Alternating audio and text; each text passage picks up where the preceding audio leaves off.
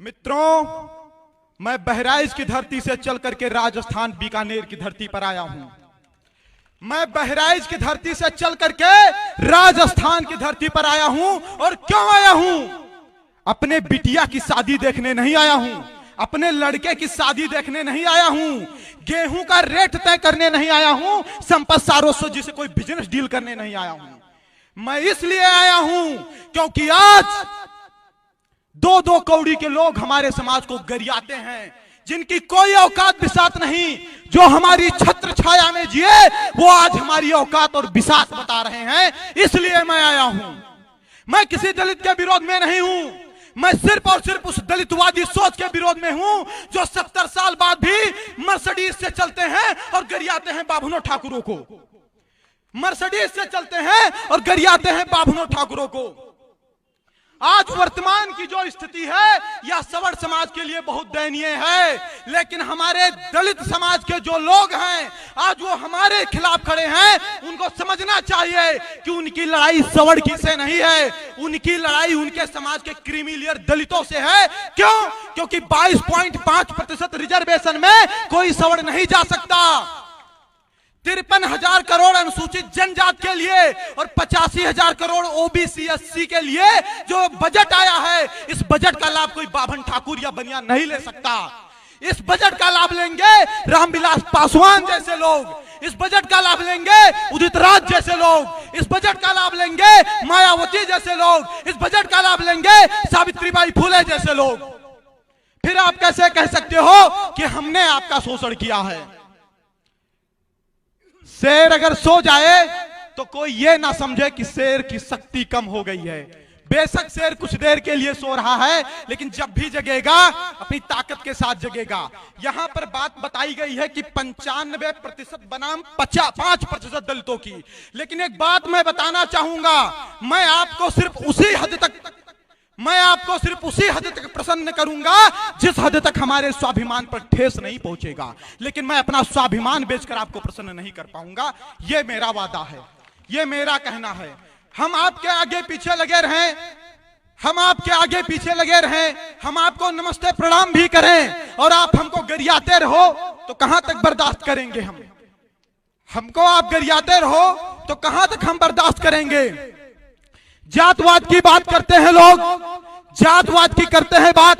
राष्ट्रीय TV debate, जो राष्ट्रीय न्यूज चैनल होते हैं उस पर डिबेट होते हैं, और उन डिबेटों में कौन बैठते हैं? भाजपा के प्रवक्ता, कांग्रेस के प्रवक्ता, सपा के प्रवक्ता, बसपा के प्रवक्ता, और स्पेशली एक दलित चिंतक बैठता है। बैठता है कि नहीं बैठता है?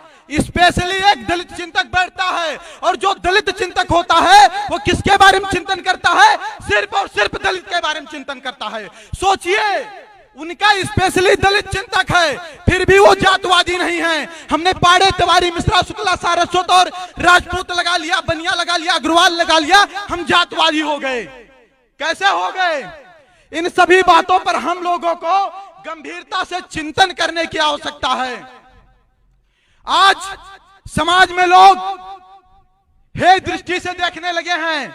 बाप दादा की रियासतें चली गई, मान सम्मान चला गया, दो दो कौड़ी के लोग गरियाकर चले जाते हैं। हम आप बर्दाश्त कर रहे हैं, सह रहे हैं, सुन रहे हैं। क्यों? क्या मजबूरी है? यहां पर इतने लोग आए, कुछ लोग दुख भी व्यक्त कर रहे हैं, कुछ लोग प्रसन्नता भी व्यक्त कर रहे हैं। लेकिन इन बातों पर ना मैं दुख व्यक्त करता हूं ना प्रसन्नता, क्योंकि जहां से हमने इस लड़ाई को शुरू किया था वहां पर तो मात्र एक लोग हमारे साथ थे। आज भला इतने लोग हमारे साथ तो खड़े हैं, यह हमारी सबसे बड़ी उपलब्धि है।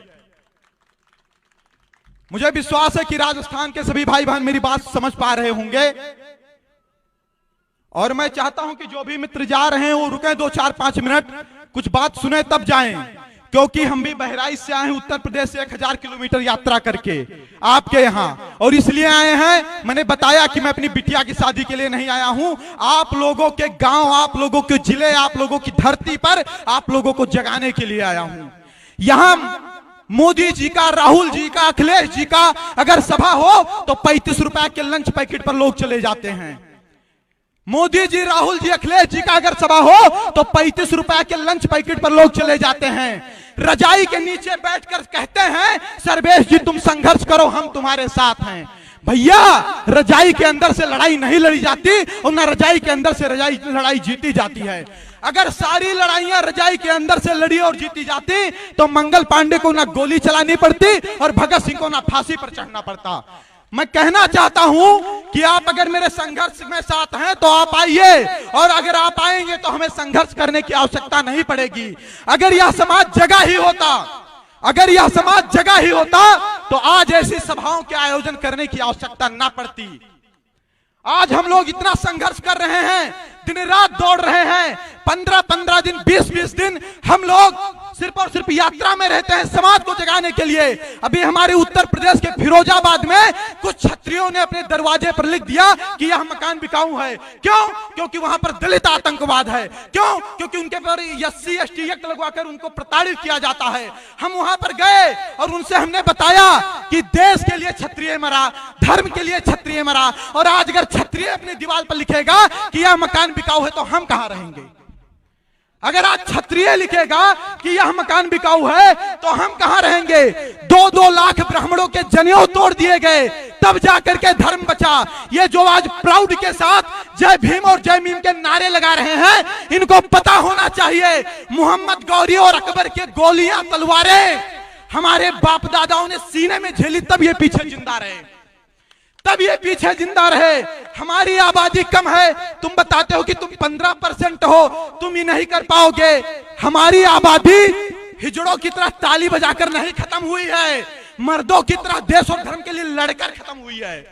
12-12 साल के राजपूत लड़के उनकी माताएं ऐसे तिलक लगा देती थी और युद्ध क्षेत्र में भेज देती थी, और जो बहनें होती थी वो जौहर कर लेती थी। यहाँ जनेऊ तोड़ दिए जाते थे, तब धर्म बचा है। मंगल पांडे, भगत सिंह शादी विवाह नहीं किए और देश के लिए लड़ गए, तब ये आजाद है। जिसको आज आप अपने आप को मूल निवासी बता रहे हो ना, एक भी मूल निवासी नहीं खड़ा था देश की आजादी के लिए और धर्म की आजादी के लिए।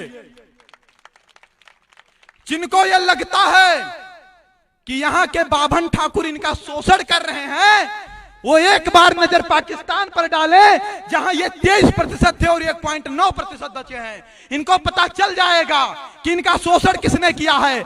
हमारे बाप दादाओं ने 565 रियासतें दी, तब इनको प्रधानमंत्री आवास के तहत जो योजना मिला तब घर बनवाने के लिए जमीन हो पाया है।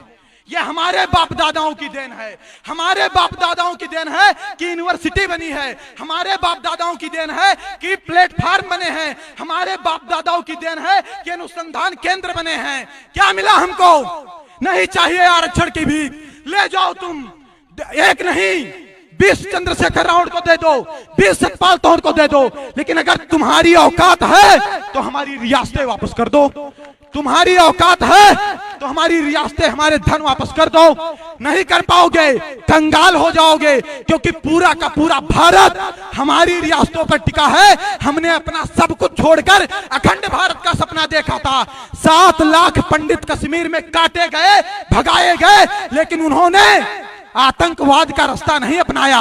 उन्होंने ट्रेन नहीं फूकी, उन्होंने घर नहीं जलाए, उन्होंने बस नहीं जलाए। क्यों? क्योंकि इस देश से सबसे ज्यादा प्रेम है तो हम राष्ट्रवादियों को है। हमारा DNA टेस्ट करवा लो, हमारा DNA टेस्ट करवा लो, हमसे ज्यादा कोई राष्ट्रवादी मिल जाएगा, मैं भारत छोड़कर चला जाऊंगा। सही बता रहा हूं।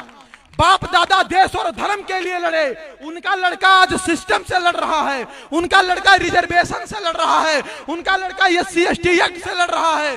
भारत में पहले जब मृत्यु दंड दिया जाता था तो मृत्यु दंड के अपराधी से उसकी आखिरी इच्छा पूछी जाती थी। पूछी जाती थी कि नहीं पूछी जाती थी? मृत्यु दंड के अधिकारी से आखिरी इच्छा पूछी जाती थी।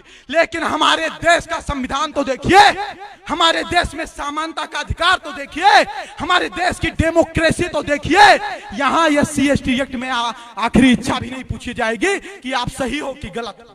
सोचिए, हम एक मृत्यु दंड अपराधी से भी बदतर स्थिति में हैं।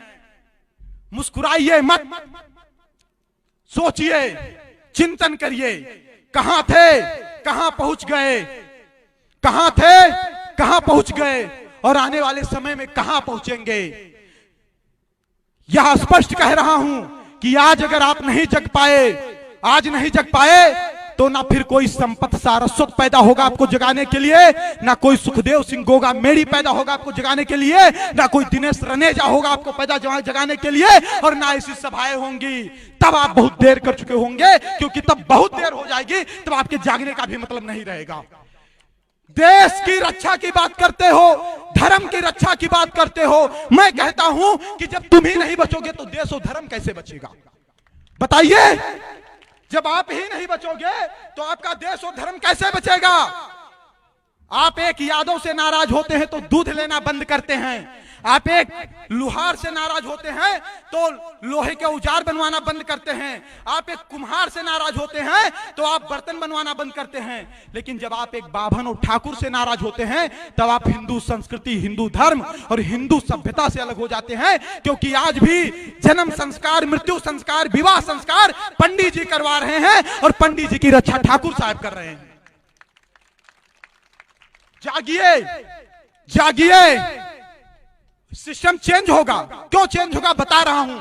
सिस्टम इसलिए चेंज होगा कि जब भारत में हमारे जैसे 21 और 22 साल के युवा, जब देश में राष्ट्रवाद और हिंदूवाद के नाम पर हमें ब्लैकमेल किया जाता है, तब हमारे जैसे युवा एक हजार किलोमीटर की यात्रा तय करके बीकानेर इस विषय को उठाने के लिए पहुंचते हैं, तब समझिए कि सिस्टम चेंज होगा।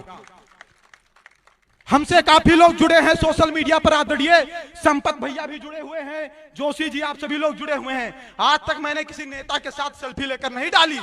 क्यों डालूं? सुप्रीम कोर्ट का फैसला आता है, प्रमोशन में रिजर्वेशन मौलिक अधिकार नहीं है, राज्य सरकार बाध्य नहीं है।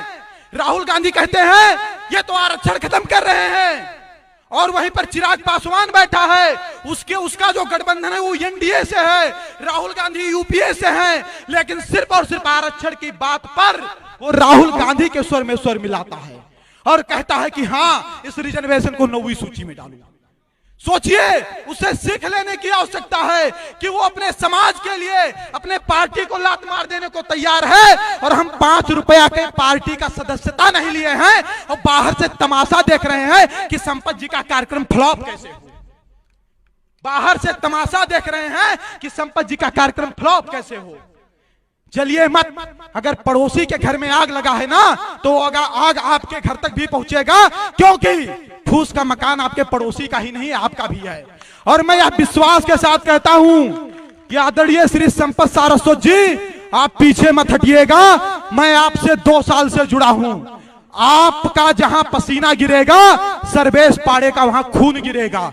कोई टच नहीं कर पाएगा आपको, पूरा समाज आपके साथ है। और मैं इसी मंच से आदरणीय श्री सुखदेव सिंह गोगा मेड़ी जी से आशीर्वाद भी मांगता हूं कि वो हमें आशीर्वाद दे, और यहाँ पर जितने भी श्रेष्ठ जन हैं वह सभी हमें आशीर्वाद दें। इन भुजदंडों में वो ताकत है कि इस देश की दिशा और दशा बदल देंगे, काल की चाल बदल देंगे। हम बाभन हैं, हम 51 रुपया पर शनिश्चर की 7.5 खत्म करवा देते हैं, फिर ये रिजर्वेशन क्या चीज है। और एक बात और सुन लीजिए, बाभनवाद और ठाकुरवाद से हमेशा ऊपर उठकर लड़ाई लड़िएगा। बाभनवाद और ठाकुरवाद से हमेशा ऊपर उठकर लड़ाई लड़िएगा। ये बाभनवाद और ठाकुरवाद की देन है कि आज आपकी यह स्थिति है। ठाकुर हमारे महाराज, हम उनके गुरु होते थे।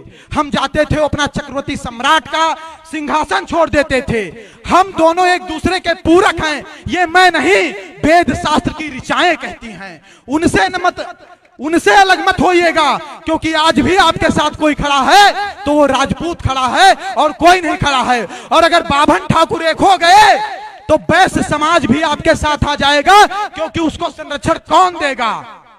इसीलिए मैं कहना चाहता हूं, इन वादों से ऊपर उठे के आपस में बिना संघर्ष किए यूनिटी बना करके हम लड़ेंगे। और सुनिए, किसी भी समाज का 100% समाज सड़क पर नहीं उतरता, मात्र 5% या 10% लोग उतरते हैं।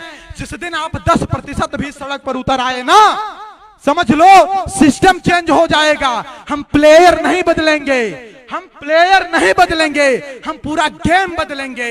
जैसे लोग ऐसे दलितों के चरणों में पड़े हैं ना, ये सवर्णों के चरणों में गिर जाएंगे। ये वादा है आपसे। समय का अभाव है शायद, तो मैं इन्हीं शब्दों के साथ अपनी बारी को विराम देना चाहता हूं। छोटा बेटा हूं आपके समाज का।